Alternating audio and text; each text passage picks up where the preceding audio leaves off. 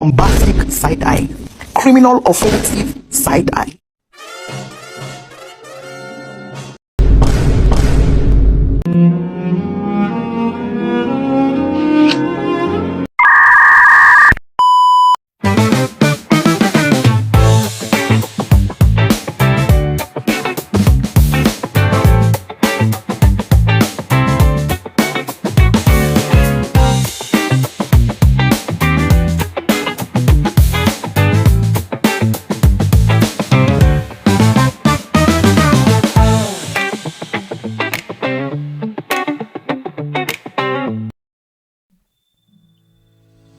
Assalamualaikum warahmatullahi wabarakatuh. Halo teman-teman semua, selamat datang di video pembelajaran kita. Sebelumnya perkenalkan, saya Rian Saputri. Pada video kali ini saya akan membahas tentang perkembangan pendidikan alternatif di Indonesia. Pendidikan merupakan kebutuhan dasar setiap manusia. Namun, pada kenyataannya, tidak semua peserta didik dapat berkembang secara optimal melalui sistem pendidikan formal. Perbedaan karakter, minat, bakat, kondisi ekonomi, hingga letak geografis menyebabkan munculnya kebutuhan akan sistem pendidikan yang lebih fleksibel. Dari sinilah, pendidikan alternatif hadir sebagai solusi agar setiap orang tetap memperoleh hak pendidikan yang sesuai dengan kebutuhannya.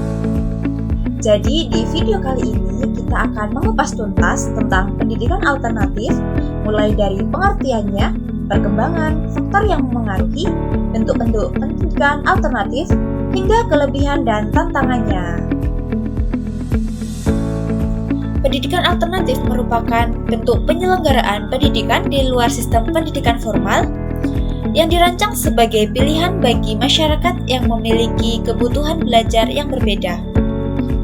Berbeda dengan pendidikan formal yang pada umumnya menggunakan kurikulum dan metode yang beragam, pendidikan alternatif lebih berpusat pada peserta didik, yang artinya proses pembelajarannya disesuaikan dengan minat, bakat, kemampuan, serta karakteristik masing-masing peserta didik. Selain itu, pendidikan alternatif juga menekankan pembelajaran yang aktif, kreatif, dan kontekstual. Peserta didik tidak hanya menerima materi dari guru saja, tetapi juga belajar melalui pengalaman langsung, diskusi, proyek, maupun kegiatan yang berkaitan dengan kehidupan sehari-hari.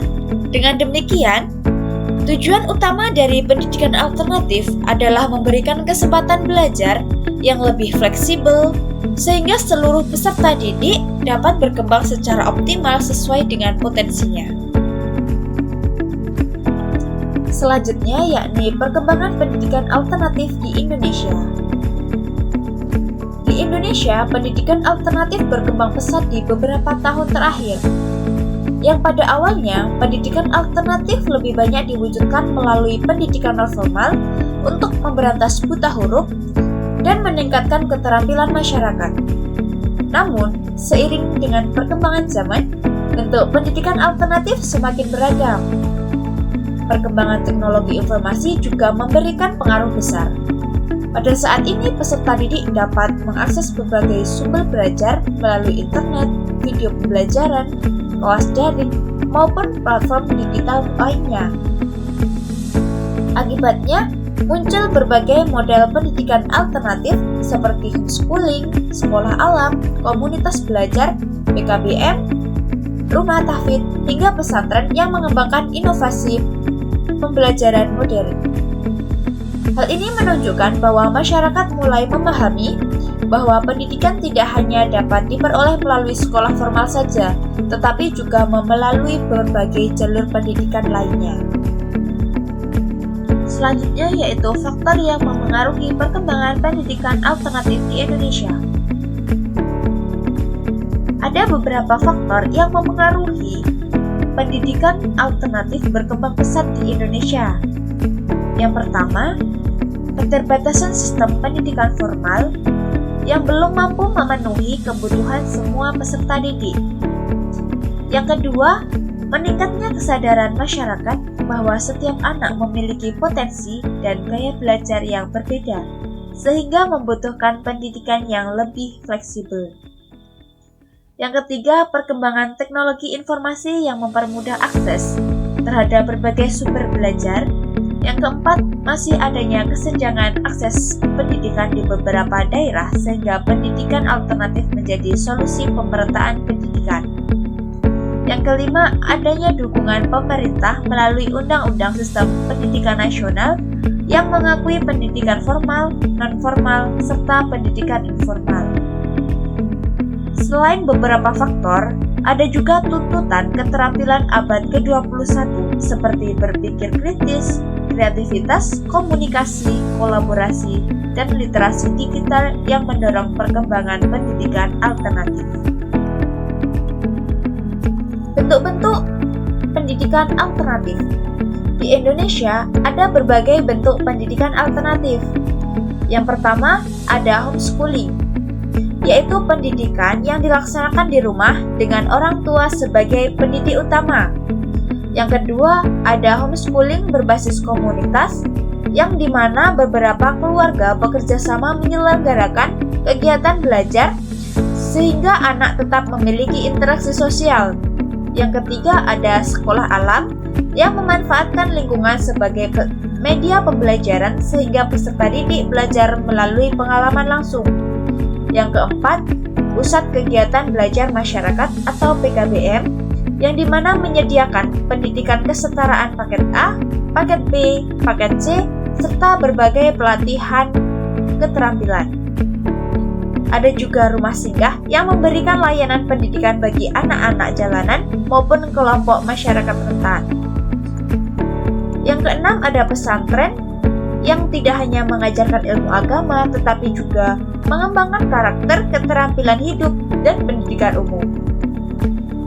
Yang terakhir ada rumah tahfidz Al-Quran yang berfokus pada pembelajaran dan hafalan Al-Quran sekaligus pembinaan akhlak peserta didik. Kelebihan dan tantangan pendidikan alternatif. Pendidikan alternatif memiliki banyak kelebihan, seperti pendidikan yang dilakukan lebih fleksibel, berpusat pada peserta didik, mampu mengembangkan kreativitas dan kemandirian, memperluas akses pendidikan, serta memperkuat pendidikan karakter. Tetapi, pendidikan alternatif juga memiliki berbagai tantangan, seperti adanya masalah legalitas dan standarisasi mutu, keterbatasan tenaga pendidik yang kompeten, keterbatasan sarana dan prasarana, kurangnya interaksi sosial pada beberapa model pendidikan seperti homeschooling berbasis individu, serta tantangan dalam pemanfaatan teknologi, terutama di daerah yang masih terbatas akses internetnya. Oleh karena itu, diperlukan kerjasama antara pemerintah, lembaga pendidikan, masyarakat, dan orang tua agar pendidikan alternatif dapat berkembang secara optimal. Berdasarkan pembahasan yang telah disampaikan tadi, dapat disimpulkan bahwa pendidikan alternatif merupakan solusi yang mampu melengkapi sistem pendidikan formal. Kehadirannya memberikan kesempatan belajar yang lebih fleksibel, inklusif, dan sesuai dengan kebutuhan peserta didik. Dengan dukungan pemerintah, masyarakat, serta perkembangan teknologi, pendidikan alternatif diharapkan dapat terus berkembang sehingga mampu meningkatkan kualitas pendidikan di Indonesia dan mampu menciptakan sumber daya manusia yang kreatif, mandiri, dan berkarakter.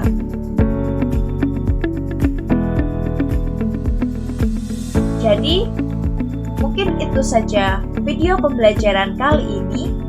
Semoga video kali ini dapat menambah wawasan mengenai pentingnya pendidikan alternatif di Indonesia. Terima kasih. Sekian dari saya. Wassalamualaikum warahmatullahi wabarakatuh.